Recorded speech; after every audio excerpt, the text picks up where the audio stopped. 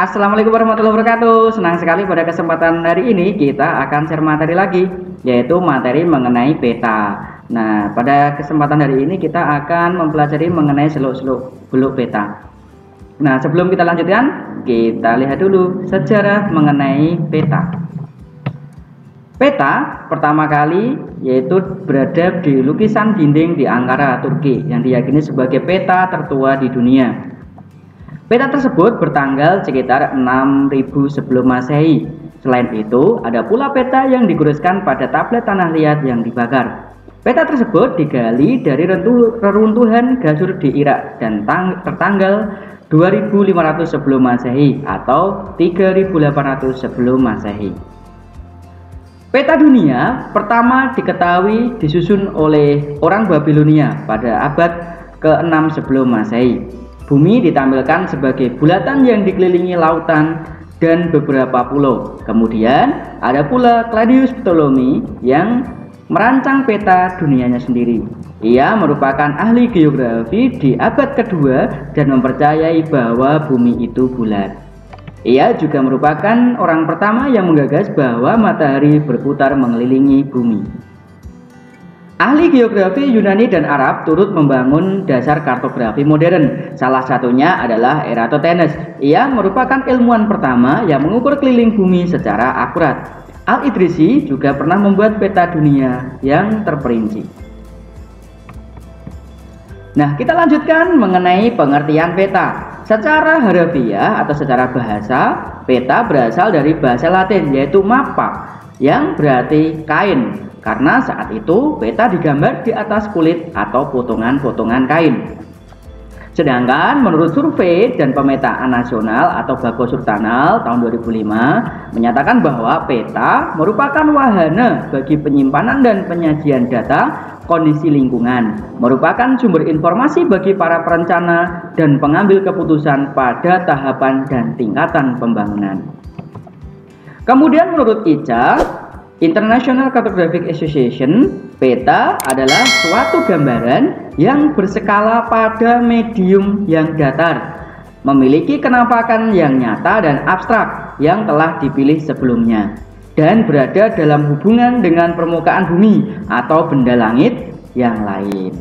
Kemudian pendapat Erwin Rais, yaitu seorang kartografi Amerika, menyatakan bahwa peta merupakan gambaran konvensional dari permukaan bumi yang diperkecil sebagai kenampakan jika dilihat dari atas, dengan ditambah tulisan-tulisan sebagai tanda pengenal.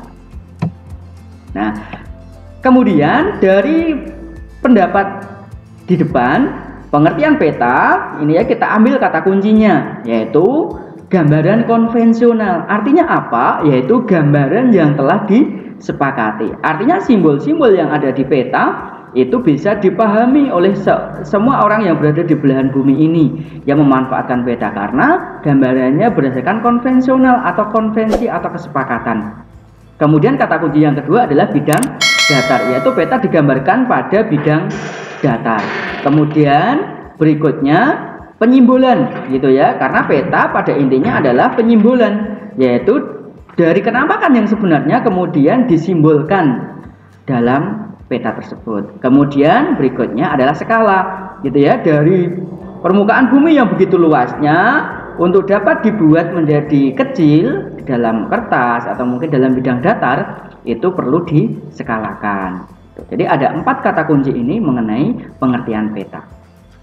Nah, kemudian kita lanjutkan mengenai komponen peta. Nah, ini ya ada beberapa komponen peta yang terdapat pada gambar. Yang pertama adalah judul peta. Nah, pada peta ini judulnya adalah Peta Kepadatan Penduduk Kota Surakarta tahun 2009.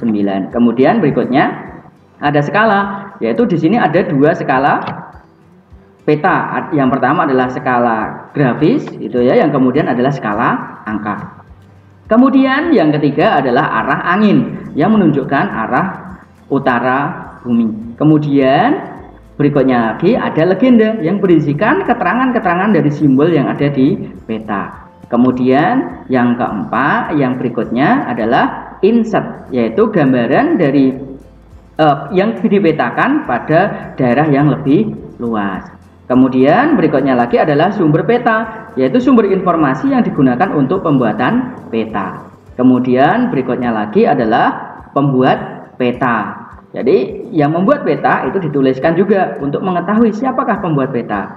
Kemudian berikutnya lagi garis tepi, yaitu garis yang memisahkan antara peta dengan informasi yang lainnya. Kemudian berikutnya lagi adalah simbol, yaitu gambaran dari kenampakan bumi gitu ya. Di sini ada gambar simbolnya berupa garis, misalnya ada jalan gitu ya, ada simbol luasan, di sini berupa kepadatan penduduknya. Kemudian berikutnya lagi adalah letak astronomi. Di sini dituliskan untuk mengetahui letak peta ini secara astronomi atau daerah yang dipetakan secara astronomi. Kemudian kita lanjutkan pada jenis-jenis peta. Menurut skalanya ada 5. Yang pertama adalah peta kadaster, yaitu skalanya adalah 1 dibanding 100 sampai dengan 1 dibanding 50.000. Biasanya dipakai untuk membuat peta persil sertifikat tanah.